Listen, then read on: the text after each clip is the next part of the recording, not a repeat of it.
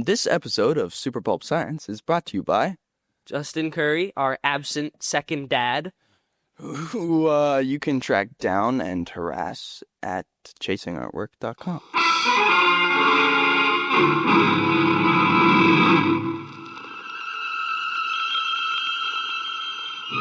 Attention, citizens. It's time for Super Pulp Science. This is Super Pulp Science, where we talk about how genre gets made. Now, with me today is not Justin Curry, known the world over as Chasing Artwork. He's off in Halifax. But as fate and luck would have it, today is a very special day here at the studio. My producer, Dan Vadeboncoeur, is here with me, and he is gazing at my progeny because it is, in fact, Take Your Kids to Work Day. And so I have taken my kids hostage and brought them to work. Very much against our will. Right. My oldest son, Leaf, would like me to point out that he is, in fact, not a Tom Waits impersonator. He's just been a little under the weather, so his gravelly, soulful tone isn't how he always sounds. Is that right, Lee? And that is true. That is true. And Finley may or may not have had too much coffee already on this special workday. Is that true? Yeah, that's true. Yeah. It's funny. I just want to say my son is in grade 9. Are you in grade 9? Is that? Yeah. Yeah. So grade 9 is the year you do this, right? He would be here if he wasn't with his mom this week. He would be here as well. Oh, yeah? Yeah. Well, he's same age that you go to work, so Right. it's time to go to his mom's work this week. But And it's too bad. friend of the podcast, Jonathan Ball, would not be upset that I tell a tale out of school when I mentioned that it was Take the Kids to Work Day. He said that his experience with his own daughter for Take Your Kids to Work Day is one of his favorite as a dad, the adventures they had, because at that time he was working on a film set and he was working on some editing, he was working on some stuff. And so she came on a grand adventure where he just got to hang out with his kid, and she was like, oh, wow, your job is way different than I thought it was. But he took her on the coolest of his days so that it would. How's it been for you guys so far? I don't know. You just made us carry some boxes. Yeah, just He does that anywhere. how I start my day is I sit alone in a diner and eat some food, then I go on a 40-minute walk, and now I carry some heavy boxes. That's what we've learned about it. That's right. And keeping the main thing, the main thing. Interesting reflection at school. Yeah. So what is your actual assignment reflection supposed to be? I'm supposed to write a reflection about like what I did. I haven't actually gotten the assignment, but that's what it's It'll be supposed like to what you did on your summer vacation, but Yeah. what you did at your... exactly. questions. Yeah, Right. it sucks so much. Okay, well, hold on. Let's dig into that. Why does every kid hate the what I did on my summer vacation question? And why does every teacher assign it? It's such a I mean, I think it's a very cheap feeling, like, oh, here's an assignment that we've been doing since you were little, so you know the drill. And I think from a teaching perspective, it's pretty easy to sort of, like, there's not a lot of explaining you have to do, and then you can assess people's levels. makes me But as a student, feels so empty because, like, you don't actually care, right? makes me relive all of the Yeah, exactly. amazing times that I had, and makes me realize that I'm Yeah, all of in the this sleeping school I with did. bars on the windows. I'll tell you something I've observed with my kids is that they hate repetition. They have to do something else that they've already done. Have you guys experienced that where you're doing like something again, you're doing the same Yeah. fractions or whatever Yeah. you did 2 years ago, but they do that on purpose, right? There's a reason for that. Yeah, like, I get it. Because It's like reinforcement or whatever, Hold on. but you're like, I've already done this. I don't want to do this again. like, All right. gotta In my build off of role, it. as sometimes advisor in the Manitoba curriculum development, I can tell you that the reason for this is something designed. It's called the spiraling curriculum. Right. So that as you pass through the turnstiles of your grades, you pass over top of topics that you have some familiarity with. So the idea is that it feels like you're building on it, which would be perfect pedagogy if everyone was at the same level every time. Yeah. Yeah. But why it becomes a real problematic teaching point is because people are on all different rungs of that spiral, Yeah, for and the sure. teacher can't lift everyone to the same Because level. I think what it comes down to is that kids that get the theory are slowed down, and kids that only are learning the application are very consistently sort of forced into the same bracket, right? Oh, interesting. Like as someone who struggles personally with like actually doing the math itself, right? I fall behind in my grade. But if anyone in the classroom asks me like why Why a it works. certain system works the way it works, I can explain it, no problem. You know, have we ever not talked about this? My grade 12 physics teacher used to have me explain the lessons to students that were struggling, but would get so frustrated with me because I would get like a 50 or a 60 on the exam. And I had a total grasp of the concept of the cause and effect relationships of the theories. But then when it came down to just crunching the math, I'd always make a bunch of systematic errors that would stack, which is like what happens in physics, right? You make one little error and you carry that error into the next place and the next place. So for a take your kids to work day, do you guys feel that it is worthwhile for the school to be sending students out into the world? What do you think their goal is? Because you were pretty, I think, right, spot on in understanding that the essay of like what I did on my summer vacation is an evaluation tool. Well, It's like, not about the content. What do you think about I this? think the goal is for them to be able to have enough time to finish all their paperwork for Honestly, that's probably sending us out for a day. Because my teacher was like, I'm really stressed. Distribute it out. I This gotta is the finish end my of the report. No, the great and powerful on. Exactly. Exactly. They have to write a report cards, and they're about to send them out. Yeah. They're not even finished. Yeah, throw It's every out for a day. Yeah, but they could just schedule a PD day for that. You know, they just throw those around. They can't. I know. Look, all the people that stay for that just have a test, so it's quiet for them to finish all. Yeah, exactly. Oh, is that what? Oh, so not everybody goes, I guess. Well, Yeah. everyone who I mean, I So- technically don't even have to be here because I'm in grade 11. Right, yeah. Yeah. Okay. Yeah, I forced. Yeah, I was like, He said, "Do I have to come to take your kid to work day?" I said, "Are you my kid?" And he narrowed his eyes at me. yeah. Right. yeah. It's like you brought it up. I will say that it Rushing caused a compliance. minor uncomfortable exchange at the dinner table when I said, "Are you my kid?" And he looked at Mom, and she's like, "Wait, what's happening right now?" So, He was like, I is can't. this how you tell us? Yeah, Is this how you tell us? Okay, so all these different kids are going to go out into the workforce, right? They're going to go out and they're going to observe their parents doing whatever job they have. Of what value do you think that has? I mean, Because you won't all go to the same place. So what is there to evaluate? right. To experience life outside of school. The school doesn't really teach you about life. Yeah. It just teaches you a bunch of things that are supposed to help you, Right. but don't really like help you in the world. Mm. Like I don't need algebra Yeah. walking down the street. Yeah, Not that's- walking down the street. Yeah, no. like navigating the world. Like I and think, like need to get to point A to point B. Funny you said A and B. Maybe you do need algebra after all. Yeah. hilarious. You said something today at breakfast that I think applies to algebra, but also applies to what we're talking about. He was, so for the dear listener, my youngest son, Finley, has recently been, well, last couple of years, been increasingly more involved in the sport of skateboarding, which requires dedication, practice, and a fearlessness over concrete structures that make it difficult for a parent to watch. Yeah. Yeah, I broke my leg skateboarding. Did I win? Close. You dove 10 yards too soon, Doc. You still haven't crossed the finish line. You were talking today about how there are some tricks, there are some pieces that are fundamental to get you to all the other tricks, and they just require time in, practice, dedication, and failing over and over and over and over again. Is there not, maybe, a possible parallel between the math you don't want to do, that eventually by practice you get good at, and the ollie that you can't do until you practice? I see we've activated your trap card. You're right, yes. You're trapped now.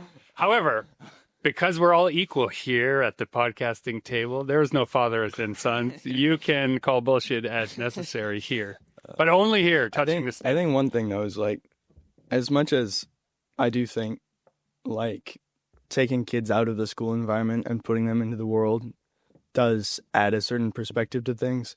Doing it for one day of the year doesn't really matter. Yeah. Especially like exclusively in grade 9. An entire like very large portion of his curriculum is that he has to apply and acquire an internship at a place of his choosing. Because your friend is going to a Met school, is that what's Yeah. Yeah. And so as a result, he'll spend his day like researching all sorts of stuff. And it's very interesting. Curiosity based. And a lot of it is just kind of boring paperwork, but it's boring paperwork that he sort of chose, which is, I think, a good experience that I think more like standard sort of public schools should maybe incorporate. Yeah. So, Dan, you are at Red River College, and there's a regular internship program, and it's usually adults that end up on the internships, or very near adults if they aren't already, right? Because we've had young people who are just like 19, and I've had people who are in their 40s, as you know, who come through that program. So, are you suggesting that the internships, which we normally apply to older people, should start much sooner? Kind of like old apprentice. Well, yeah. I mean, yeah. Like, Or just a class. Like, you have English class, you have math, you have social, you have science. There should be a class that's like job class where you learn how to write a resume, apply for a job. I think that be able to actually know how to work or like get deadlines. Like a 'Cause, class that is get a job. Yeah. Yeah. Yeah. Just want to call out You're the gonna get a job. Yeah. table thumping, Right. like father, like son. Yes. Yes. There are many similarities, dear I listener. feel like though I think in general Well, now we know I'm his, but leave. On the... yeah. That's cold. That's cold. School I think should be formatted a little bit more like post-secondary, like because really theory is what matters. You know, like if you don't understand the concept of a street, it doesn't matter if you know how to cross it or not. Oh, interesting. So you think Like- theory matters more than the practice? Yeah, I think so. Interesting. I think so at that age Yeah. too, right? Because they're just like starting to learn stuff. So Yeah. Oh, because we're talking about just foundational. We're talking about like, high school, yeah. theories. Yeah. Oh, that's so interesting. Because like without the basic understanding of like what an astronaut like actually does, how do you know that that's a field you want to go into? Like where does going to physics class constantly matter unless you have some sort of goal you're working towards? But seeing what a physicist might do with their Right? job Right? day Like in, day being out. able to go out, and even if you're just a secretary, Right. you know, having like a couple of months where, you know, every Wednesday you're at a workplace just observing and doing like menial tasks for the sorts of people that you would maybe see yourself like in their shoes in the future. So there's a big conversation going on. See, when you're talking about a secretary or menial tasks, what we're talking about is actually something that I hold in very high esteem, which is generalized skill sets. Shout out to every secretary ever in the world. they're all listening to this podcast. Yeah, this is a new niche market, right? But you know how everything works. You don't know how to do every job, but you know how everything works and who plugs in to solve what problem. And that is such, like you say, it's a theory of the whole company. Yeah. You would learn by seeing all those steps, like who answers what call, who is called in for what things. Yeah, for sure. Right? I think there's interesting. So then could we replace the workforce in Canada with young people, all those entry-level positions, make it mandatory part of a 3-month high school internship where you go and you do those jobs at different companies and see how those companies actually work. That would, would be actually useful. I do think it is important though. What if you like, get stuck with a bad one? Well, then you just learn it. Well, then you have to deal with it. 'cause Yeah, you, like, you learn that you don't like it, right? Yeah, exactly. Yeah, and also just to learn how to deal with having a shitty job for a while, Yeah, true. which everyone will probably have at some point. I promise you. Yeah.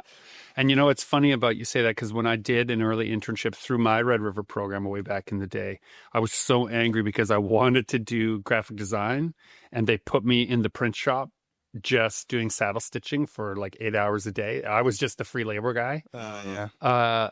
But later, when I had learned my own graphic design and I needed to make the booklets, my first comics, I knew how to run a saddle stitcher. And I legitimately remember walking into the print shop and knowing how the trimmer worked, how the saddle stitcher worked, and everything, and going, damn it, they were right the whole time. And I like had to realize that it's like what you talked about. From that position where I was doing the same repetitive task, I saw how every other machine functioned, how the line worked. I understood like how stale paper worked and how they were doing, like, just by having to be stuck there with a task that your mind could wander and you could start taking in other things. So is this in favor of you doing more menial tasks around the house? No, that's not what I was implying. No, but like a large part of the reason I do tech is not because like it's so great. Like a lot of the stuff we do is very boring, like horrendously so, but no one else can do it. And so we're put in this position of often being in sort of these worlds that we might not otherwise have any access to. Yeah, you were the chosen one. Like I don't. Oh, because you're the observer. Right. Right. So like being able to have a casual conversation with the guy who owns the gas station theater. Right. Is like a really cool experience that ultimately has nothing to do with the job I signed up for. Right. But it's because you were just working microphones. Right, yeah. But I think it's useful and it's interesting to also then see how all of the lights and the catwalk and everything is set up in these different vendors that I've worked in now, which is, I don't know. And so other students who are not having that experience, are they having a different school experience, a worse school experience, a better school experience? I don't know that it's worse or better. It's just that it's exclusively a school experience. Right. You know, like we're being put in the world, you know, like he's the owner of the gas station theater, but he's also the light tech when we do our stuff. And he's also just a guy. Right. And we're all just guys. Right? Just a guy. Like, hey. And I think a lot of people, like in the school environment, don't talk to people who aren't their age about things. Yeah. Right? Yeah. Sure. So being just in the world, and Elliot, who's working with Eventlight, right? He recently at Comic-Con, he ran an entire event by himself now because he's been working with them for like a year or whatever. And didn't we run into him at the Folk Fest too? Who was yeah. And we swung into his work a little while ago because he had to pick something up. It was very interesting because it's all these dudes who are just nerds who like cables, right? Nerds who like cables. It was really just interesting because like. Now I know it's a banner that you have to give him. Yeah, but it's really. I know you said Oz, you know, and that's really what it is. Is there are no wizards. Yeah, it's just some guys who are like, you know, interested in some weird shit. I'm going to the concert with Chris. Hey, Rick. Him? He considers me more important than his grandmother. Right, Chris? Right. Nothing. She means nothing to me. Right, Trigger? Kate, sir. We're doing a cast and crew screening Princess and the Dragon tomorrow, and one of the bit of traffic that I had to send was the director and the venue. They want to do a tech test. They had a whole bunch of stuff that I knew nothing about. It was a whole bunch of just abbreviations that I knew Leaf would have known, but I just forwarded off the miles, and in my mind, only someone who knows how to do this should answer these questions. Right? And it was like one of those things where I didn't think I should know them. But if I didn't have someone who knew them, no event is happening. That's right. Right? Yeah. And so we have these specialized layers in our lives where there's stuff we need to do, but we have to rely on somebody who knows how to do it. And along come the young people who some of them have observed how to do it, but don't know why they're doing it. So how do we cross that gap between what your parent wants you to know why you're doing it versus how to do it? Like, what could a school do for you guys? I don't know.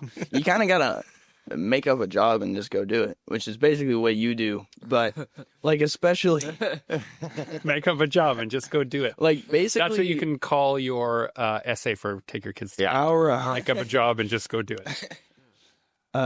for the like major show week close to the end of the year, like the High School Musical, it really feels like a job. Even You guys like, put in hours too. Like, it's crazy. Like we've got 13-hour days consistently all week, and administration is annoying. Like it, like it's like even like our teacher, all right? She like supervises us, and it's her name attached to a lot of stuff, but she also doesn't really know what we're doing, and because it's traffic control. right. Point. And she also is like the musical director, Right. which basically makes her the annoying boss that's not giving us enough time to do our stuff,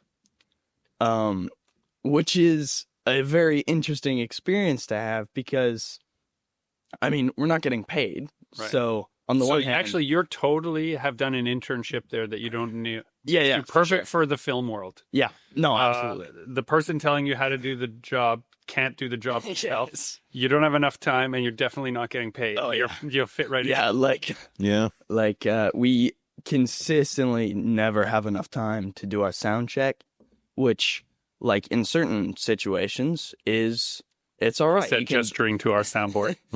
you can sort of do it on the fly because it's like small, but we've got like 25 mics, each with so 25 kids, multiple of them have mic swaps, right? So Love when that happens during a super right. Yes. And so we have to manage what's going on stage, what's going on backstage, EQing everyone individually as well as a group EQ. And then Wait, what's an EQ? Equalizer. yeah, it basically TV show? I do. Yeah. Now I'm picturing him and not Denzel Washington, that's right. but the original Equalizer. Now I'm picturing the original Equalizer fighting Denzel Washington. Mic swaps are the worst. yeah. Yeah. Now you're front of stage. You're on the stage with those mics. And The mics happen. yeah. Use And them then badly. and then they swap the mic and suddenly they sound terrible and we have to re-EQ during the show. It's just I think So wait, they only sound good because of you guys? yeah, pretty much. They can't do it themselves? No. What are you saying? What are you saying? It's all a sham? It kind of is. No, well, the thing is that obviously we've got very talented people.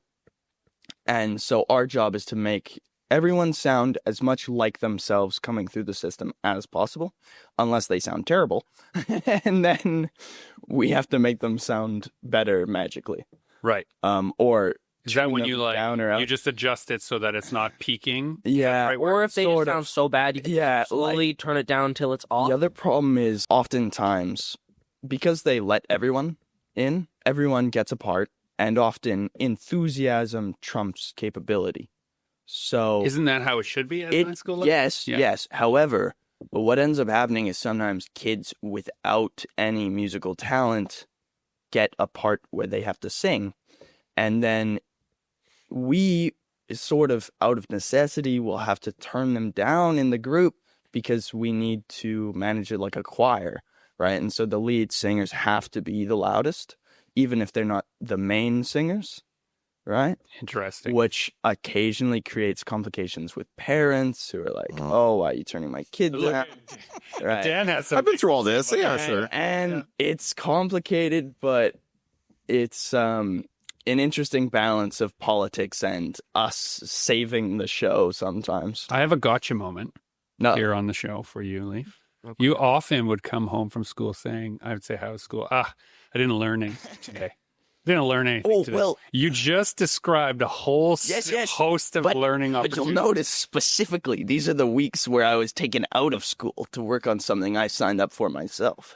Got you back. Gotcha back. Okay, I want to get us back onto the take your kids to work day topic because that's how we started this. I have a question. You guys, your dad does not have a normal job. I think part of the idea behind this whole idea, take your kids to work day, it probably goes way back where, you know, the factory workers are taking their children to help them cobble together whatever they're working on. But has that changed now? Like this whole idea of like a kid taking over for their parents or following in their parents' footsteps, right? That's kind of like the idea behind this. Oh, don't do that. Well, is that something that is that something you're even thinking about, or you're just like cool to see what dad does? You guys already know what your dad does because you've been here a bunch of times and you've been to his shows a bunch of times. So like, is this experience changing that for you at all? And they know better maybe even than you, Dan, because they see the cost of it, the other stuff. The worn out, empty dad who comes home and has to still be a dad, but is too short tempered. He used it all up on strangers. And working late into the night in his gargoyle pose. Exactly. What's the gargoyle pose? Oh, he hunches up on his chair with his knees on his chin. Yeah, with his knees like touching his chin, hunched over, typing on his computer. That's how you write? And then he holds sometimes it's like, wow. It's quite... It's, all through the pandemic, he was just sitting like that. I rest my wrists on my knee top. Actually, a laptop underneath. He starred in the original just like sitting in the freaking, just there typing with the screen, just like the screen is the only light that's there. And during pandemic, I also had let the beard go. Oh yeah, that's true. Yeah, so it was they saw the full feral writer, homeless man. It was something. So to Dan's question. Is there something that can be applied from this job to a life you want? We talked this morning about keeping the main thing. What is your main thing? It doesn't have to be what I do, whatever your thing is. What's the relatable skill? Like the ollie translates to all the other tricks you want to do. Right. What's something that... I don't know. I think principle is a big thing. Oh. You know? I mean, like you're a weird guy, but there's not a lot of bullshit that gets accepted here, which I appreciate. You know, like, if some publisher or group is trying to screw you over, you just go, oh, find someone else then. That's true. We do have a bullshit meter, and when the alarm goes off, we usually go, okay, well, we're done with that person. We don't... Yeah. Which is... Try not to suffer them too long. Yeah. Well, I appreciate that. However... Is the bullsheet a sheet where you just write people's names down that are trying to screw you over? That's right. Yeah, that's right. A bullsheet. We're going to make a bullsheet. The bullsheet? Because we have the workboard up there. We should put a bullsheet on. Just a list of names. Oh my gosh. Yeah. Just the blacklist. But is there merit to coming to see this, knowing that before you're allowed to call bullshit on everyone, you have to do all those bad jobs? You know, like no secretary can call bullshit on the CEO. Oh, yeah. Right? Sure. Even though they know how everything works, and in a way the system can't work without them, they're not in a position. So are we doing it? Have I done you a disservice by setting an example that is like, you should always tell truth to power? Like, sometimes you just got to sweep the floor, kid. I mean, yeah. Yeah. I mean, it depends what the thing is. Like, what you're fighting against. It really depends what battle is worth. I think he's chosen a life where he doesn't have to fight though. Well, you do fight battles, but not as many. Amount of battles. Yeah. But like you kind of chosen you do your own thing, right? I pick my battle and then I go fight it. That's right. Yeah, that's right. Yeah. If we weren't in the world at all, I think you're right. And I mean, probably, you set a terrible example. But you heard it here first, people. But I've ruined my children's lives. It is now on record. My son and I have some celebrating to do. I'm celebrating being a doctor, and my son is celebrating not. I don't know. I think what it comes down to is you can call bullshit if you're good at what you do. Like, if you're the only person they can come to, then there's a certain level of, like, you got to trust me on this. Right. And not always, oh, I get what I want. Right. But just... of all the people... Let's fail in the right direction. Yeah, right? Yeah. Like, of all the people who might have heard, the gain structure collapsing, you'd think it might have been the sound guys. Right. Right? Yeah. And, I don't know. So, one of the secret curriculums during COVID when we brought you to work every day was walking through downtown. Like, that was by design. Your mother and I designed the idea that we would walk through downtown every day. Right. And I think it has paid off in how you guys are in the world as a result. Oh, yeah. Because there's a different perspective on, like, for example, if you see a person in crisis once a month or once a year, the only thing you feel is fear and avoidance. right? Yeah. But if you walk through an area where you see people in crisis every day as part of a community and they're dealing with that crisis, you guys now have a pretty good sense of, oh, let's cross the street for that guy. This guy has no problem. We'll say hi. We saw him yesterday. Yeah. Right? Yeah, And- like a lot of my friends just don't know how to handle anyone who's like down on their luck. And it manifests as different things, but often it's like a skittishness that I don't think is necessary in most cases. Occasionally there's someone who's like, you know, got a fentanyl and something sharp in their pocket and maybe go the other way. Right. But in general, They can't tell the difference. yeah. It's like I'm not sure how you would phrase it, but like a threat level that is we've sort of learned to see, Right. you know, that Yeah. a lot of people don't have. My dad would call it mushroom eyes, right? When you go picking mushrooms, it takes a little while for your mushroom eyes to come out. And then once you can see it, then you see them everywhere and you can pick them no problem, right? And so one of the things we tried to do was show you that like the world is a rich and diverse place with lots of different folks, and it's just not one The type street, of you should person. probably stay away from the people with mushroom eyes. Yeah. I think They're- Dan was you know- picturing psychedelics. Yeah. Different. Different. Yeah, no. Different. So then what you're saying is what schools should do more of for Take Your Kid to Work Day is send you to work more often into the world. Exactly. And it doesn't always have to actually be with your parents. Help you and train for That's a life. good point. I think the reason they do it with the parents because it's an easy, safe person to send you with. for sure. Yeah. Right? Yeah. You're already in charge of Yeah, this it doesn't require any work for them. kid. Right, Or right. extra paperwork. Yeah, but if you could send a couple kids to like one of your friends' Yeah. parents' work or Yeah. check And out even- different workplaces. Yeah, it doesn't have to be mandatory. Like even an elective course that's just like, hey, we'll put your classes on hold for the next like 2 months or whatever. Go do this thing. And I also think that even the kids that are just doing that to get out of class will probably learn more than if they were in class. The example being your work on the tech crew. Yeah. You end up Oh, yeah, for learning sure. applicable skills and the ability to Yeah, communicate with absolutely. adults in a way that you wouldn't. But really, your secret curriculum was, I don't want to be in regular Yeah, exactly. class. And like, Instead of just yeah, learning random stuff about and ultimately, majestic sloth or whatever.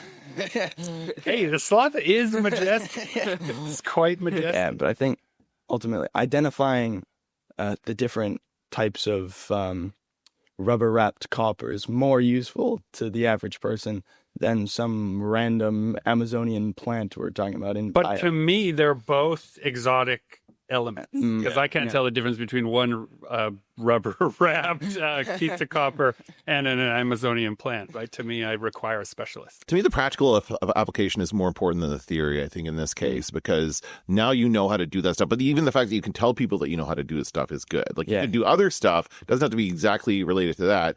I say this because my son also did similar work when he was your age. I remember him working really long hours too. So it was a similar situation for his school production of, I don't remember what it was now. It was a really good play.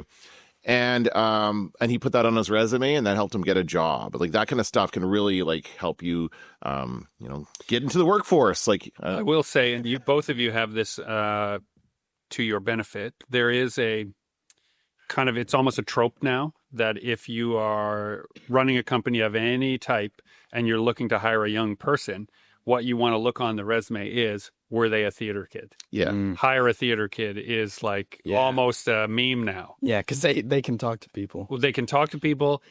They're not afraid to work 13-hour days. Yeah. They can handle long periods of boredom and then sudden starts and stops, Yeah. which is like what you have to do in theater.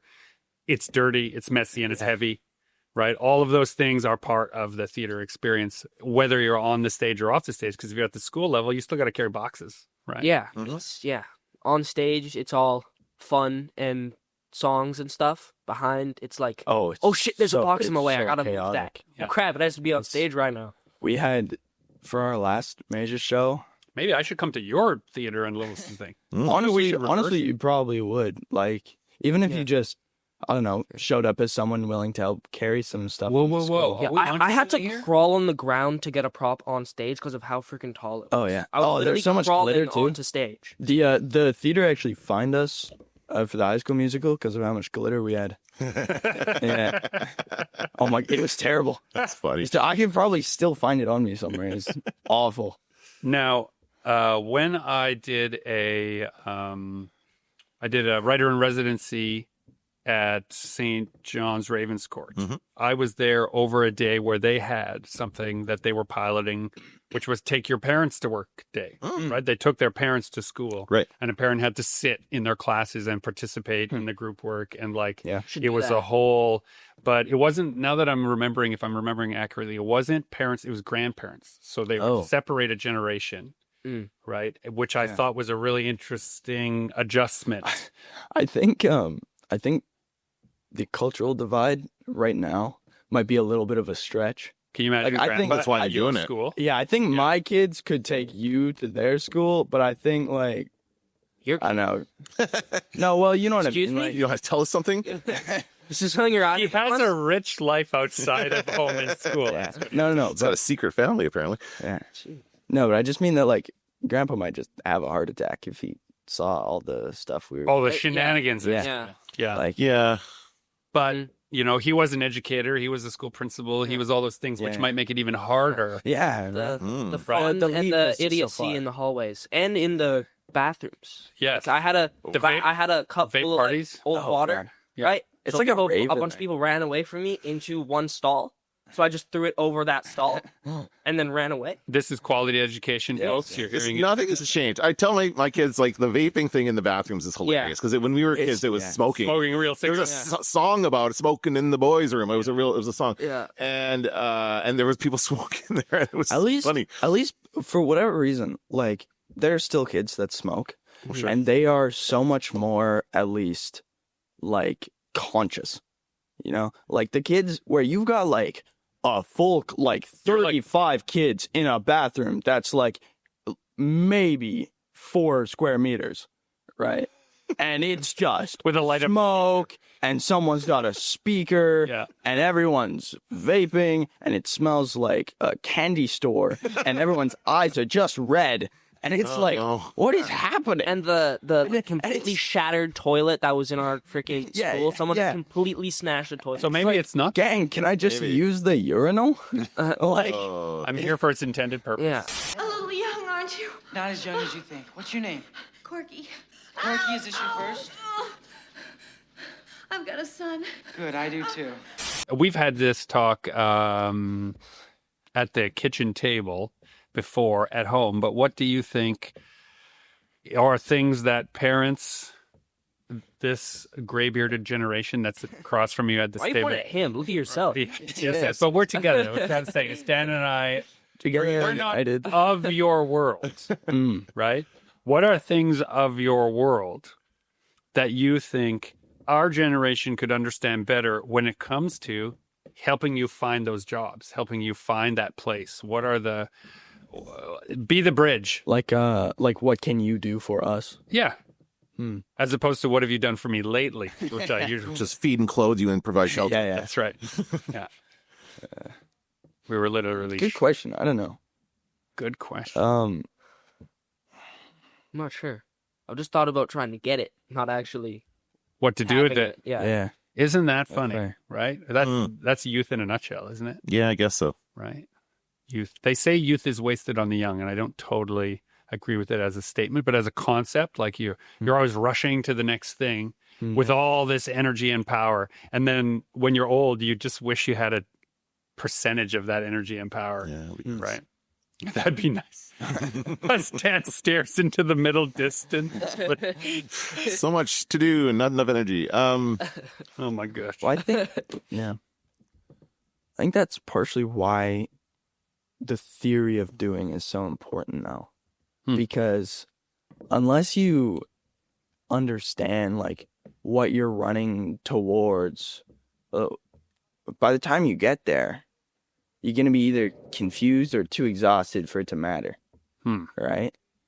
So some generalized intellectual concept is important, you think, first. Yeah. And But are you theory ready is- for that when you're young? No, you're not. But maybe you are. It's not really something that is explored generally by society as a whole, right? You don't really see a lot of kids going around downtown who aren't skipping class or smoking something, right? Right. Like, there's no. Well, it's interesting you say that because your mother and I were talking about this yesterday. She said, so your mother, my wife, the dear listener knows her as Tara, was saying, well, Gregory, when did you stop taking the world for granted and really like feel like you really grew up? And I was like, I got to be in my 30s. Yeah. Really started to lock in, right? That's when I noticed the McMuffins were getting smaller. That was right. And so way smaller than they used to be. So we're wanting the apples to be apple trees far too soon. Yeah. Right? And so Yeah, I'm not maybe. sure. Don't grow up too fast, guys. Yeah. What do you do not to grow up too fast? I mean, What do you do to resist this horrible marching glacial pressure that these adults like Dan and I put on you? That's what it is, right? That's kind of what this whole take your kid to work day is. Just like the glacier of response. come be what I am. Come do what I do. Yeah. This is like I think it's kind of a like foolhardy notion that like you can really affect where your life is. Like, okay, trying to frame this in a way that doesn't sound like I'm a fatist, because I'm not, but there's just certain things I think that will like always come into play that it really doesn't matter what you want, because you will just be forced in a direction eventually. So you can absolutely change how you see that and maybe that general direction, but you're always going to be pushed forward. Life has a season, and eventually spring turns into and it's summer. not the same for everyone. Yeah. Right? You know, obviously, you know, kids with divorced parents are going to grow up a little faster than kids who don't. Mm-hmm. But it's just... And in my case, I had two parents who had been in messy divorces and then found each other. So I'm always one of those people that is like in favor of divorce, right? Because it can lead to some pretty great things. Like, don't stick it out, you know? Yeah. But I don't know. It's interesting. Like, you can't really not grow up. You can't grow up slow or fast. It's just that it's gonna happen. Something is gonna happen, and it's gonna force you to do something, right? So I don't know. What do you think, Finley? What do you do to stop the thing that's going to happen to force you to grow into the person you inevitably will become? 5, 4, 3. Is there another way you could phrase that? Like, yeah, when your parents tell you to do something and then you go do something else, what's the thing you like to do instead? I wish you all could see my dad's evil stare right now. I'm locked in real intent. What do I do instead of doing what I'm supposed to? Yeah. What I feel like doing at the time, which is whatever. Because I find that when you're really pressed for the list of tasks in the house, immediately you have a friend that needs you to hang out. Exactly. Okay, Right. that's convenient. Yeah, it's super Yeah, convenient. in your room. Oh, damn it. I'm going to the Oh, yeah. It just happened to be going out. Oh, so-and-so is coming to get me. I got to go. Yeah. So how long can you escape those tasks before? Right? You got to learn to do the ollie eventually. Yeah. Can't avoid it. Right? Although when I watched you in the skate park in the dim light of near night, and my heart started to beat so fast because you were like, look, I learned how to do a thing. And then it didn't work. I was like, oh, here it is. This is the ambulance call. And then you just shook yourself off and then picked up your board and tried it again. I had been more terrified and more proud at the same time. Right? And I think as parents, we're always in that position where we want you to try, but we don't want you to fail. But it's important that you fail. So then it's important that you try. But then if we help too much, then you won't fail. So then you won't learn the lesson that you would actually have learned by trying. Yeah, I'm learning to just go for it. Like, think about it, go for it, and see what happens. Because, like, just because of skateboarding. Because if you try to do something, and then you get scared halfway through, you're gonna get hurt. Plan it, but don't get... The only times I've gotten hurt is when I, like, jump off my board because I'm too scared to do something. And then I get hurt. Yeah. But if I just do it, it'll work. So interesting. don't leave yourself time to be afraid. Exactly. Huh? Or just be really afraid and do it anyway. Bravery. That's that is literally the definition of courage. It's feeling the fear, but doing it anyway. Yes. Right? Or what I did to try to learn a new thing is to just go really fast on my board so that I can't stop halfway through. Yeah. That has been Yeah. I can say as your Have courage parent. Eyes or closed, lock head yourself first, in the can't chair. lose. Oh my god. That's my new motto. I can say this closed, head first, typifies the two of you as your parent. That sort of sums up how you kind of have tackled most of the tasks in your life. You're just like, yeah, I'll just go for it. I hope it works out. Yeah. And you're more, oh, I'm going to think about it first. Can I figure out what the theory of the thing is? And then I'll attempt it once I think I understand what's expected. Well, now I can no longer feel my knees. So. The thing with theory is that you can do it at range, right? So like, me and Elliot, we phrase this in a rather rude way, but We may have to beep this down. no. But I'll just lay it out. yeah, put it a little more This is a PG. safe space. Your Amma made this table, so you're sitting at a safe space. Oh God, so much pressure. Is this the one you broke your skull on? It is. Yeah, I hit my head real hard on this.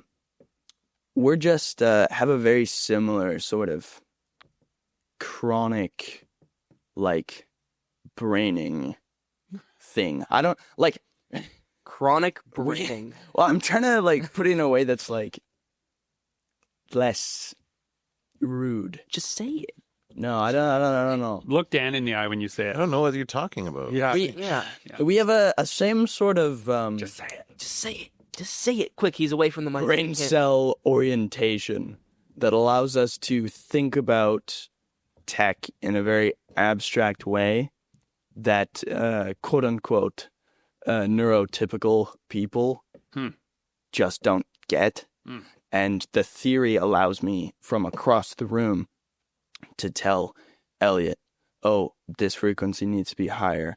Oh, cut whoever's lows. Wait, are you guys telepathic? Is that one? No, we have a hand signal code that we've set up though. Hey, Rick! What? Nice race. The theory sort of allows us to know what's going on without the board in front of us. And a lot of our trainees really struggle with we sort of see the entire thing as like a puzzle or a vibe, very like Sherlock Holmesy, right? And so we can sort of figure out, these three people are the strongest singers, right? Oh, this, this person over here, you should probably bring down, right? Oh, this mic has a really wide pickup pattern, but those guys don't know how to use it, so they turn it the wrong way, right? And so we have to manage all of this, and neither of us need to say anything to both know it, Right. because we understand the theory of what's actually going on.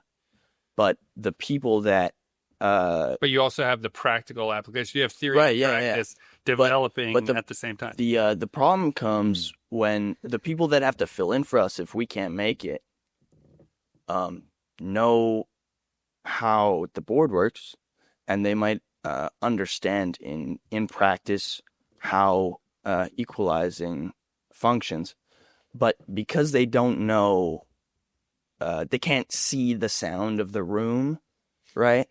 There's no way for them to figure out what's wrong without us telling them, right? And if we say it, they can fix it, no problem.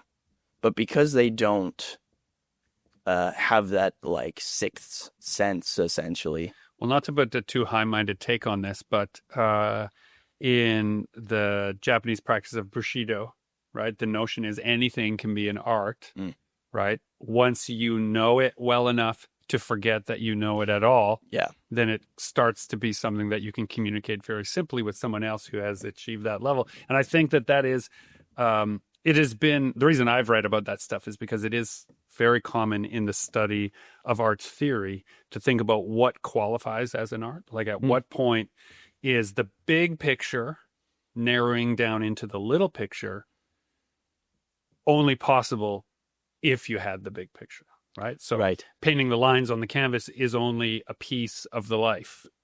that made it art. It's not the point, right? And, we joked about this when I said, here's my list of things. What did I have on this first list? Breakfast, then thoughts I had on our list of things to do, then some exercise. And I explained that the walk to work allows us to combine the thoughts and exercise portion of an important part of a regular day into the same event. Also allows me to have cold arms. Yes, you had cold arms. Yeah, you did. Yeah. Because one thing that has not changed, Dan, teenagers do not dress for the wedding. Yeah, that makes, I can feel that. So here's my final thoughts, gentlemen. Should I allow you to take over the podcast from now on? You have acquitted yourselves quite well. Dan laughed, but he's actually, I think, he's overjoyed at the idea that he could be done with my nonsense for a while, right? I don't know. I think that might be problematic. Probably don't share the experience. Oh, but you have some good theory, though.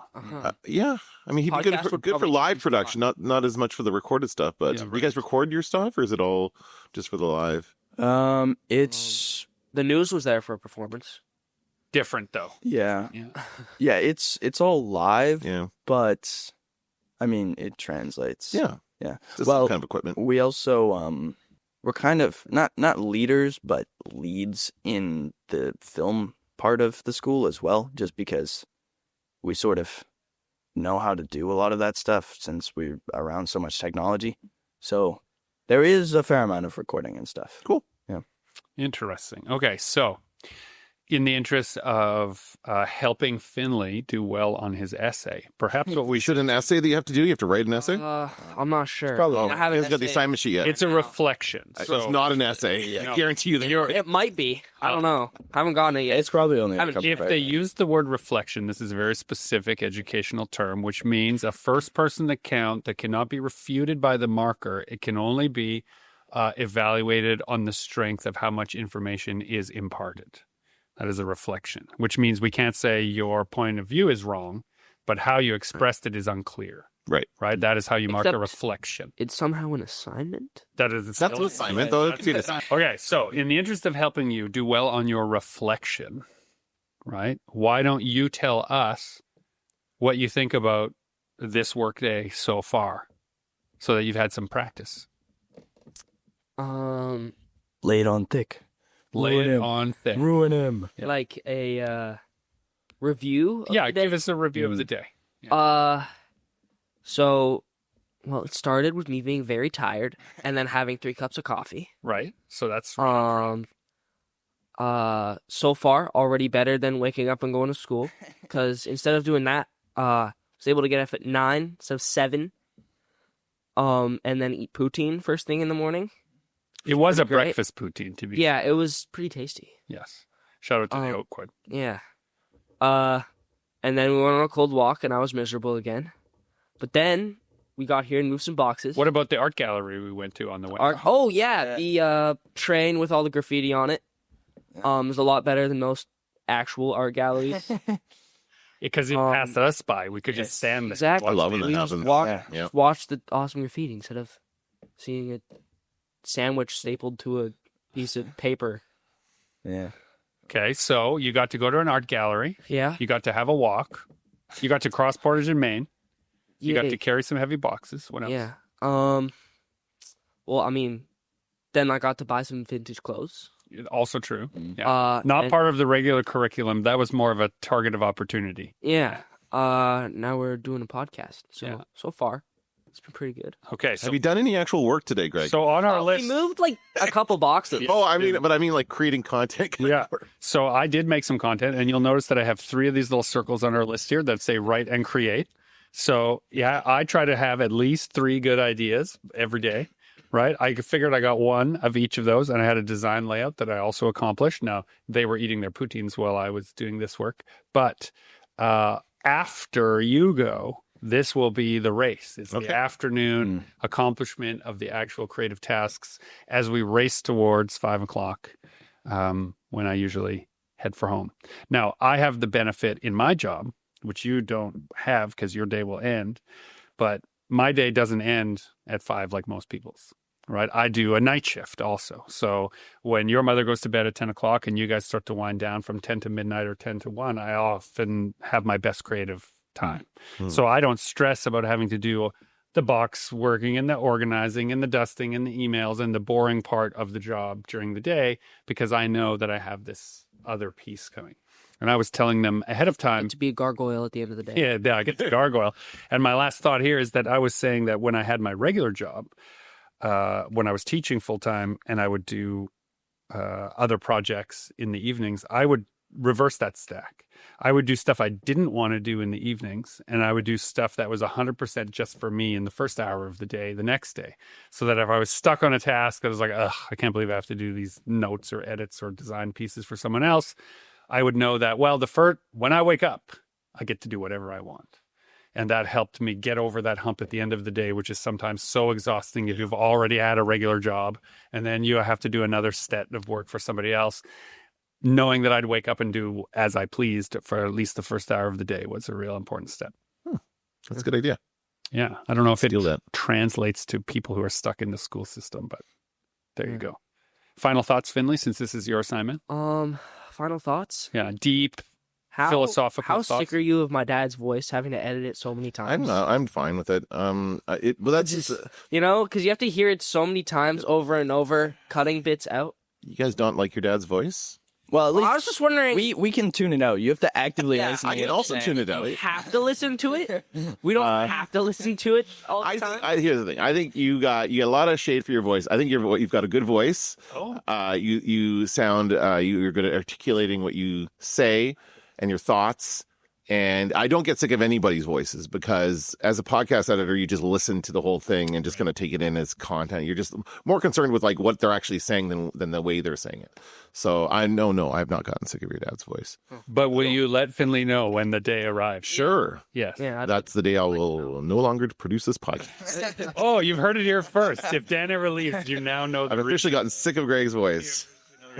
Well, dear listener, I hope that in whatever job that you have chosen or has chosen you, or you do out of necessity, that you get one day to drag somebody that you love into that world and let them take a peek at it. Not necessarily because they will learn so much about the job, but I think we have learned today that just being in the world is its own special kind of education. This has been Super Pulp Science. I am GMB Kamichuk, encouraging you all, even you kids, to join the fight and make comics.